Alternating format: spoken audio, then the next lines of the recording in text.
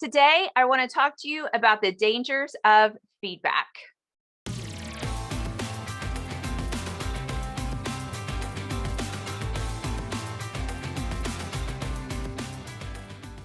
I'm Jen Thornton, founder and CEO of 304 Coaching, and today we're going to talk about the dangers of feedback. And how in the world could that be dangerous?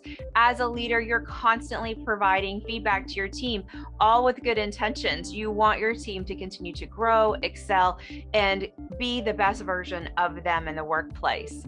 But what happens too often when we provide feedback, or even when we get feedback, we overcorrect. So what does that mean? What is overcorrecting with feedback?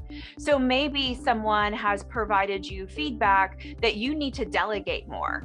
And so then you're thinking, well, if I need to delegate more, or I may be feeling overwhelmed because I'm not delegating, we overcorrect by just delegating, just pushing it out without thinking, without planning who should do the work. We just start saying, yes, I did it, and just start pushing things down.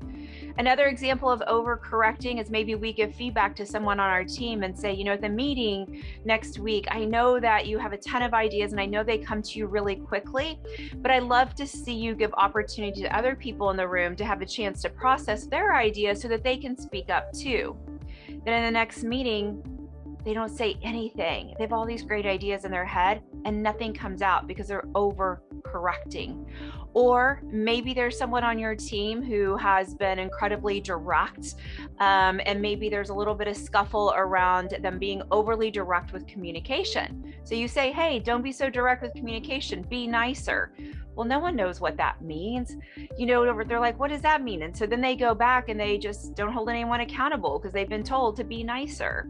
So you can see that if you don't give clear feedback of what you actually are looking for and examples of that, sometimes people go out and they overcorrect. And then you've taken away some of their superpowers, some of what they're very good at.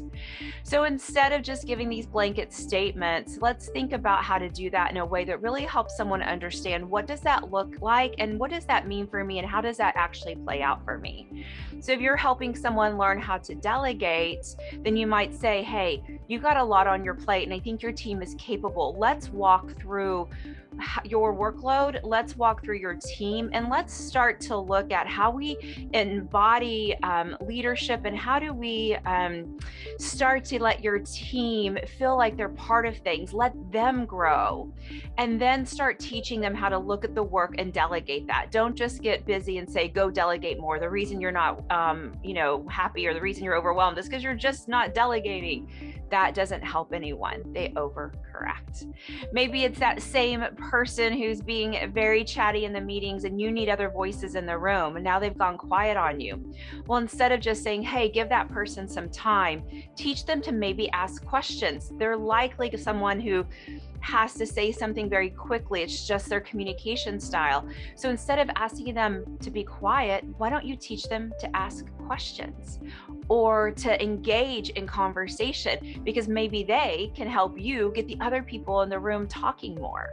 And so you can see that when you really stop and think about how to give feedback, how to help someone actually apply the feedback you want them to hear, then you get them in a place where they're growing and not overcorrecting. Thank you, and I hope you enjoyed this video about providing feedback and ensuring no one on your team overcorrects. If you like these tips, make sure you subscribe to our channels and leave your comments below.